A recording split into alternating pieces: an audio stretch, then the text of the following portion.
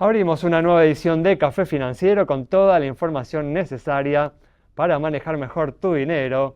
Hoy Maga de Castro nos va a brindar información muy importante para los usuarios de tarjetas de crédito que no suelen pagar todo el saldo al vencimiento.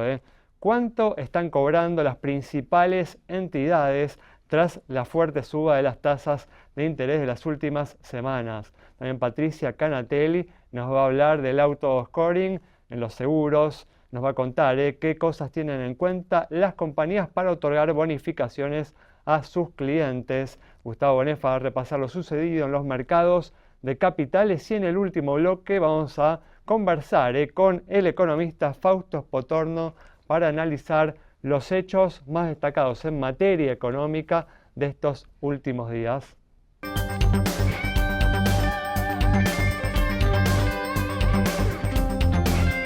Abrimos entonces este primer bloque con información sobre lo sucedido en los mercados de capitales y en los últimos días el gobierno tomó nuevas medidas para retirar pesos de la economía. Fue el caso de la suba de encajes a los bancos y también se realizó una licitación fuera de calendario, todo con el objetivo, como decía, de retirar pesos y mantener en calma el dólar de cara al escenario electoral. Gustavo, ¿qué tal? ¿Cómo andás? Muy bien, Alejandro, por suerte. Sí, días vertiginosos, semanas vertiginosas para los mercados, sobre todo las tasas de interés.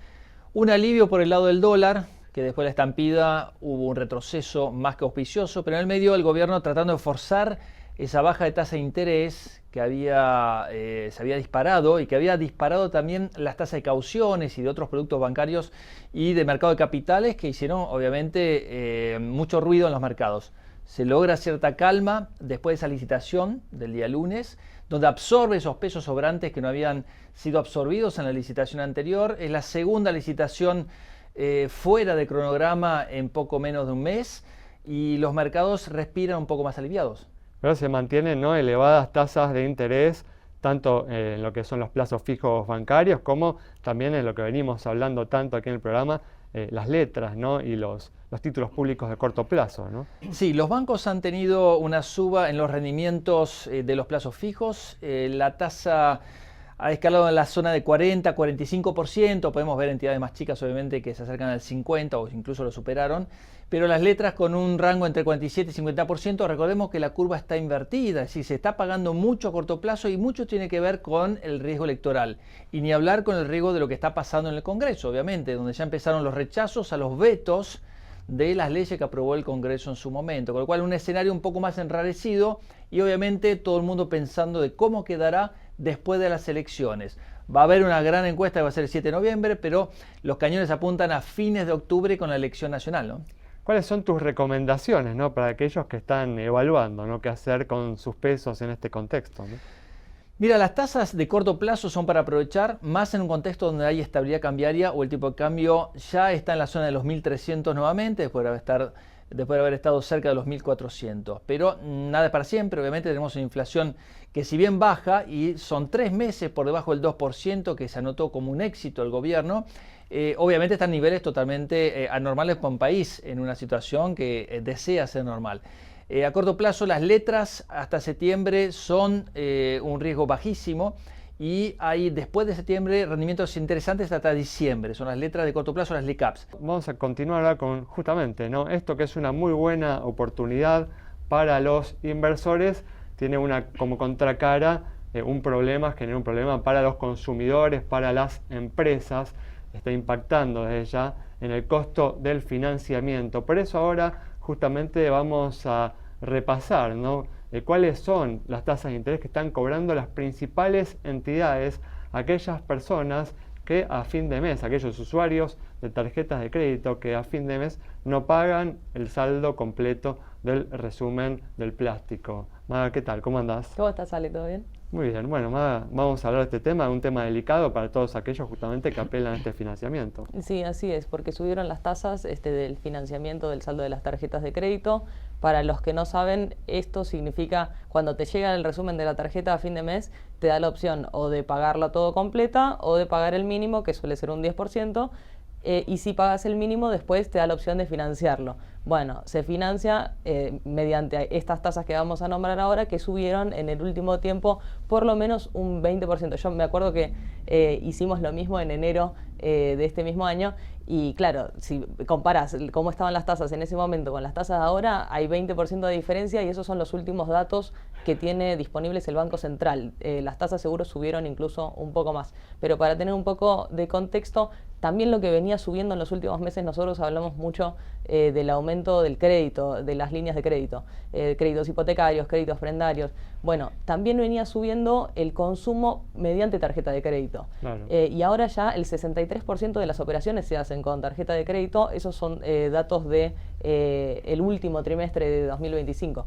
Y lo otro que me parece interesante es que, según datos de un informe de bancos del Banco Central, se duplicó la cantidad de retrasos que hay en estos pagos a los que hacemos referencia, claro, de los saldos de las tarjetas de crédito. Entonces, por un lado, sube mucho el uso de las tarjetas de crédito, pero también sube el retraso en los pagos de estos saldos. Entonces trajimos un cuadro con las 10 principales entidades bancarias para poder comparar un poco las tasas, y van a ver que bueno, las principales están rondando, como ven ahí, el 117, 120, 121, Credicop, Banco Ciudad, Banco Macro. Tasas y después, elevadísimas, ¿no? Sí, estamos viendo. Tasas muy altas, y después Supervil, Ualá, todas esas ya se acercan más a 130, y después las tasas de las más caras, bueno, encontrarás el Banco Hipotecario con 170, antes está Banco Santander con 146, son tasas realmente muy altas. Entonces, las recomendaciones importantes para marcar son: cuando te llega el resumen de la tarjeta, lo ideal es pagarlo de una y no financiarlo, porque si no te tenés que encontrar con estas tasas.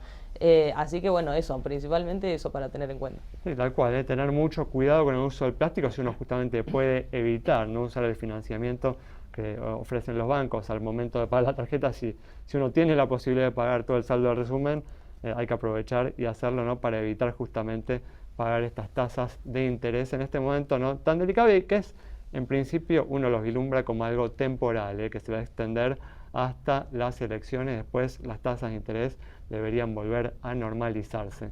Pero bueno, vamos a cambiar de tema, vamos a brindar ahora información vinculada con el seguro. Vamos a hablar justamente del scoring en los seguros automotores. ¿Y de qué cosas? Patricia, ¿qué tal? ¿Cómo andás? ¿Qué haces, Ale? ¿Cómo estás? Buenas tardes. Un gusto tenerte una vez más aquí. Para mí es un gusto estar. Bueno, Patricia, ¿qué cosas justamente, como decía en la apertura, tienen en cuenta las compañías al momento de brindar bonificaciones a los clientes, ¿no? Bueno, en la Argentina entra el autoscoring hace ya unos cuantos años. El tema de autoscoring significa que las compañías hacen un análisis de los riesgos y le dan un puntaje. Este puntaje hace que haya un descuento según determinadas situaciones. ¿Cuáles situaciones? Y bueno, en realidad una de las primeras cosas que voy a plantear es que hoy no hay muchas compañías que brinden el autoscoring completo como existe en otras partes del mundo, pero sí casi todas tienen un proceso de scoring, claro, o sea, un proceso de puntuación que beneficia al asegurado con algún descuento en el costo técnico de la póliza.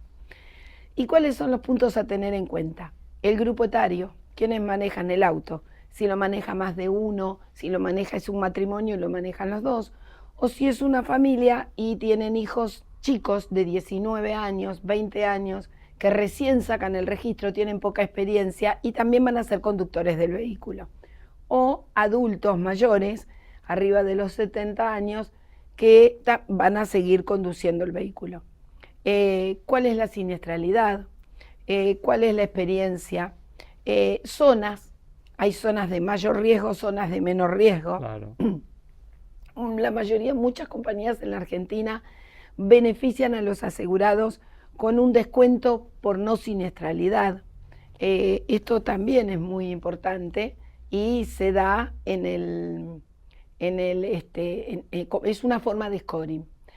Si se guarda o no en cochera. También, muchas compañías preguntan, hay compañías que no, pero muchas sí preguntan si se guarda a la noche, fundamentalmente en cochera, duerme el auto en cochera o no. Bueno, todas cuestiones que permiten justamente obtener un costo más bajo en la póliza, ¿no? Claro, se puede obtener un menor costo en la póliza, y hoy en la Argentina existen como combinaciones entre el autoscoring y la póliza tradicional. Lo que sí es muy importante, me parece que también es importante entenderlo, es que cuando hay un seguro con autoscoring, el asegurador va a hacer preguntas que uno tiene que responder muy sinceramente, porque si se sale de ese parámetro, declararlo a la compañía, avisarle al productor la situación, porque si no, sí se corre el riesgo de perder la cobertura porque a ese asegurado se le hizo un descuento por una condición declarada. Muy bien, es clarísimo. Entonces, bueno, un tema para tener también en cuenta para generar ahorros en la póliza de seguro automotor. Quédate con nosotros. Ahora en instantes regresamos con mucha más información. Recordad que podés volver a ver toda esta información en el canal de Café Financiero en YouTube, donde podés volver a ver este programa. Quédate entonces con nosotros. En instantes volvemos. Estamos con vos.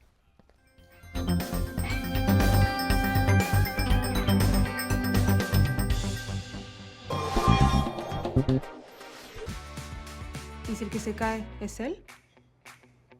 Para eso está Sancor Seguro. A veces no necesitas muchas respuestas. Necesitas una que sea segura. Sancor Seguros, el valor de dar respuesta. Somos Mercantil Andina. Con nuevas tecnologías creamos una experiencia única en seguros en cada rincón del país, con los valores que nos identifican hace 100 años. Más interconectados que nunca, en una comunidad que inspira, evoluciona y crece. Mercantil Andina. Incondicional, siempre. Cada vez que contratás un seguro de Life, también ayudás a realizar un aporte económico que protege a la naturaleza. Life Seguros. Aseguramos tu forma de vivir y toda forma de vida.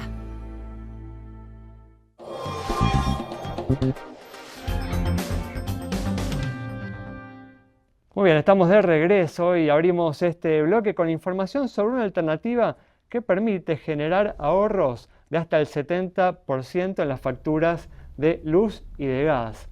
Y esto, Maga, se puede lograr, ¿no?, incorporando materiales aislantes térmicos, ¿no?, en la construcción y la refacción de viviendas. ¿Es así? Sí, así es. Está bueno ahora que se viene el frío, Ale, que estamos en el frío, porque es como decís, puede generar un 70% de ahorro en las facturas de gas y de luz, y esto tiene que ver con que si vos tenés una casa que está construida con materiales aislantes, entonces podés ahorrarte mucho en el consumo, hasta un 35% en el consumo de esa energía, que después se ve obviamente reflejado en la factura. Estos son datos de la Asociación Nacional de la Industria de Materiales Aislantes, que hizo un informe en donde explica esto, y la novedad es que algunos de los principales bancos están financiando créditos para poder renovar tu casa con estas estructuras. Entonces esos bancos son, por ejemplo, Banco Nación, Banco Ciudad, Banco Provincia, el Banco Francés y Banco Galicia tienen esta opción que te permite, bueno, justamente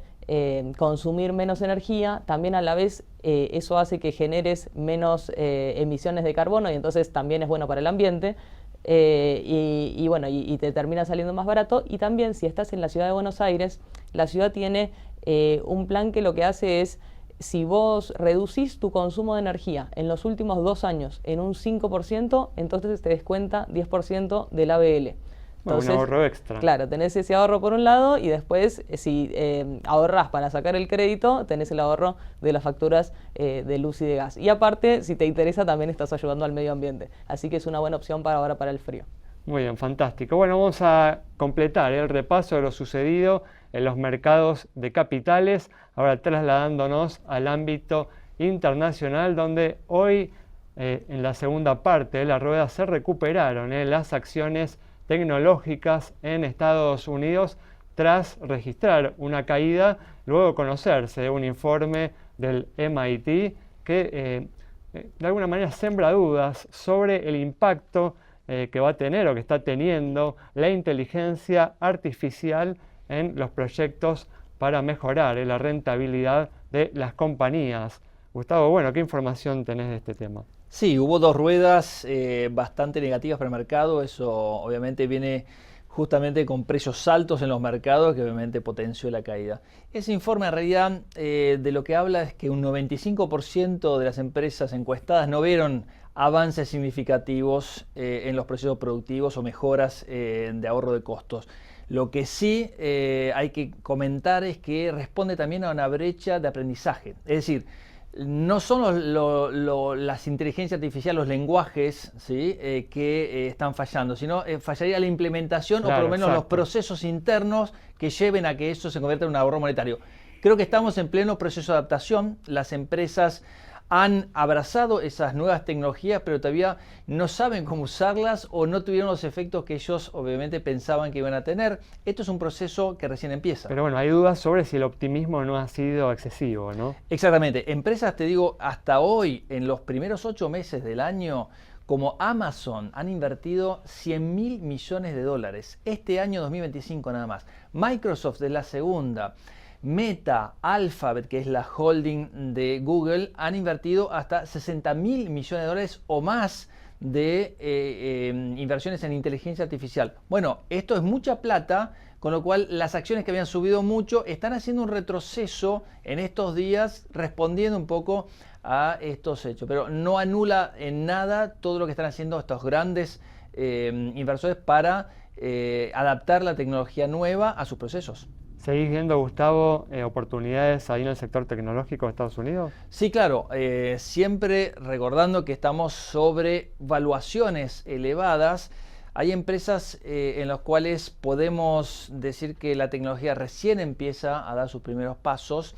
Por ejemplo, armamento, todo lo que es logística, todo lo que tiene que ver con e-commerce y también en lo que tiene que ver con los procesos de información de software, ¿sí? En donde todo el tema de programación y adaptación de las nuevas tecnologías a los procesos informatizados, que generalmente se intervienen en forma externa, pasan a ser endógenos, internos. Es decir, antes tenías unas empresas que necesitaban de otras empresas, hoy con la inteligencia artificial se está generando, digamos, dentro, in-house o dentro de las compañías, esos procesos. ¿Y tenés algún CEDAR para recomendar, algunos CEDAR para recomendar a aquellos que están hoy viendo el programa? Bueno, hubo grandes caídas este año como Eli Lilly, como United Health, dentro del sector de salud que hay que prestar atención, están dando un rebote interesante. Todo el interés del gobierno de Estados Unidos en Intel ha también generado interés en otras compañías por efecto derrame y también porque el gobierno norteamericano puede estar interesado en invertir en empresas como TSM, ¿sí? Empresas como AMD y Nvidia. Así sigue, digamos, la saga de las empresas tecnológicas grandes, a mi entender, y no le da lugar tampoco a invertir o pasarse a las empresas más chicas. ¿Ves oportunidades en todos esos activos, Gustavo? Sí, y en la antesala de un balance muy importante, que es el de Nvidia la semana que viene, como para conocer su número, que va a tener un efecto de derrame muy grande sobre el resto de las tecnológicas. Muy bien, hay todas opciones en las que se puede invertir aquí en la Argentina a través del mercado local de CEDAR desde una cuenta comitente en cualquier institución bursátil de la Argentina. Quédate con nosotros, en instantes regresamos, vamos a estar dialogando con el economista Fausto Spotorno.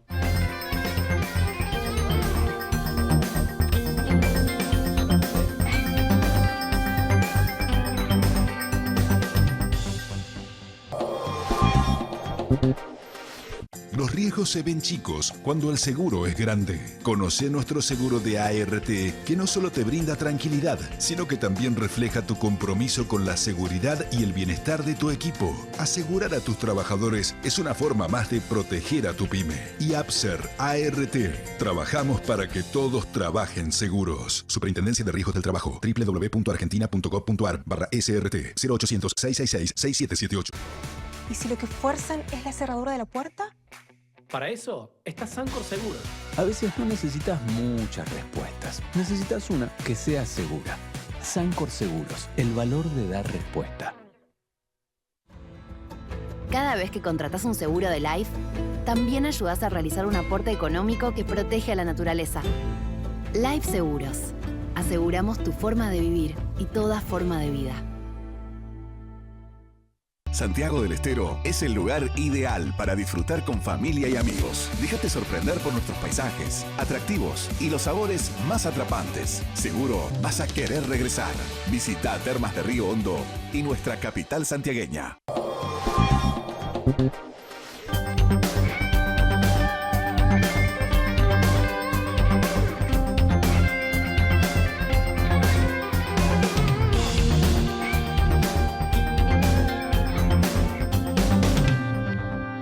Abrimos este último bloque ya con la presencia del economista Fausto Spotorno para analizar las principales noticias económicas de los últimos días. Fausto, ¿qué tal? ¿Cómo andás? ¿Qué tal? ¿Cómo te va? Gracias por estar una vez más aquí. No, de nada. Bueno, como hablábamos en el primer bloque, el gobierno tomó en los últimos días nuevas medidas para retirar pesos de la economía y mantener contenido el dólar. Fue el caso de la suba de encajes a los bancos, también una licitación fuera de calendario, todo dirigido a retirar pesos de la economía, lo que mantiene las tasas de interés en las nubes. ¿Está Fausto de acuerdo con este accionar del gobierno en materia monetaria? Habrá que ver los resultados primero. A primera vista parece que el gobierno tomó medidas con el objetivo, tomó varias medidas a la vez. Sí. Y la verdad es que la suba de tasas parece excesiva, ¿no? La verdad es que es cierto que el dólar se había subido bastante en julio, pero no creo que en el mercado se viera esa suba como una corrida cambiaria, ni hubiera pánico financiero, nada por el estilo. Sí me parece que era una corrección del tipo de cambio. ¿Por qué digo que no hay una corrida cambiaria? Porque no tuvo impacto en los precios, la inflación no estuvo afectada por eso. Nadie en el mercado estaba analizando eso como si fuera una corrida cambiaria, no había habido una presión de ese tipo. Entonces, poner las tasas en niveles tan altos que va a tener impacto puede ser medio contraproducente en materia a nivel de actividad económica, ¿no? Claro. Ahora bien, todo esto depende de la duración de este efecto, ¿no? Si simplemente es un reordenamiento del sistema monetario temporal, bueno, vamos a ver, por ahí sí ayuda a frenar el dólar, ayuda a calmar un poquito las aguas del tipo de cambio y estabilizar las cosas antes de las elecciones. Pero claramente no es una política sustentable esta, ¿no? Sí, sino uno imagina que es una política que como máximo se mantendrá hasta las elecciones. Sí, igual es fuerte, ¿no? Porque estamos hablando de tener un encaje del 50% sobre los depósitos a la vista, es altísimo. Más del 50%, porque de hecho al ser encajes que se tienen que liquidar diariamente, los bancos tienen que poner un extra por si tras el cierre de la cámara de compensación te quedas fuera de encaje, fuera de la norma, ¿no? Sí, no, uno ve por ejemplo la tasa de interés, la BALDA, ¿no? La tasa de interés para plazos fijos mayoristas a 30 días, hoy está en el 50% anual, ¿no? Cuando la inflación que uno está proyectando para los próximos 12 meses, que está en el 25%. Máximo 30%. Por eso, no, menos 25%, mucho menos 25%. Son unas tasas reales para los depositantes que son realmente ridículas, ¿no? Ridículas, ¿no? Entonces, lo que puede pasar es que sí haya más gente apostando a la tasa de interés y eso calme el dólar. Pero me parece que es una política de corto plazo, probablemente para estabilizar las cosas después de la suba del dólar y de la eliminación de las LEFI. Pero tarde o temprano hay que replantear esto de una forma más perdurable, ¿no? Sí, sin duda que el gobierno con esta política está buscando, ¿no? Mantener la inflación por debajo, ¿no? del 2% mensual de cara a las elecciones. Sí, vos que medís la inflación, ¿cómo viene agosto? No, agosto viene igual que julio o un poquito menos. O sea, está claro que el gobierno sacó a poner todos los jugadores en la defensa, sacó todos los delanteros, sacó el mediocampo y puso 11 defensores y esto no se mueve, ¿no? Sí, una buena figura, ¿no? Tal cual. 10 defensores, mira, 9 defensores y 2 arqueros creo que puso. Esa es me parece la estrategia del gobierno en este momento. Pero bueno, ya te digo, no ganás un campeonato así. Es curioso, ¿no? Porque había jugado en forma atrevida, por ejemplo, cuando abrió el cepo, que uno lo imaginaba por ahí después de las elecciones, a esa medida la tomó en abril, ¿no? Sorprendiendo a más de uno. Sí, pero yo creo que eso, creo que el gobierno tenía mucho temor, o como mucho en el mercado, de que la salida del cepo, la unificación cambiaria, mejor dicho, generara un asalto al tipo de cambio. Entonces el gobierno apostó mucho a eso. La baja temporal de retenciones que se dio en julio permitió que se liquidaran dólares antes, de tal manera que después del acuerdo con el FMI, más la liquidación adicional de dólares, controló muy bien el tipo de cambio.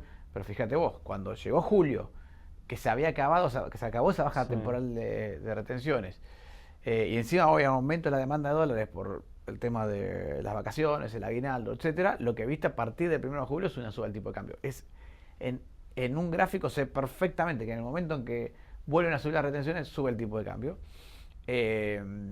Por eso digo que para mí estuvo más vinculado a un tema del mercado cambiario que al tema de pesos. y después se eliminan las LEFI, lo cual inyectaba más pesos en la economía. Sí. Y me parece que el gobierno lo que temió es que la suba del dólar, producto de esta falta de divisas, más la inyección de liquidez por las LEFI, pudiera llevar a un salto más grande del tipo de cambio, una inflación mayor, y por eso tomó estas medidas para contener la potencial inflación o potencial suba del tipo de cambio. Medio que se quiso anticipar. Clarísimo. Ahora, vamos a ver si esto lo puede volver a equilibrar, porque esta medida es, otra vez, es poner todos los jugadores en la defensa, pero no puedes jugar un torneo así, ¿no? Bueno, te llevo a otro ámbito, ¿no? Y la oposición continuó, ¿no? Con su ofensiva en el Congreso que amenaza, ¿no? El superávit fiscal que ha logrado este gobierno. ¿Te preocupa este tema? ¿Crees que puede generar algún tipo de desestabilización en la economía? Me preocupa, a ver, desde el punto de vista económico, me preocupa la falta de racionalidad en la política, ¿no? Esta situación donde es política por política en sí. Está bien, hay alguna norma que yo la discapacidad discutible, pero otra vez, decime dónde salen los recursos. La clave aquí, Argentina es un país que tiene problemas fiscales desde hace décadas.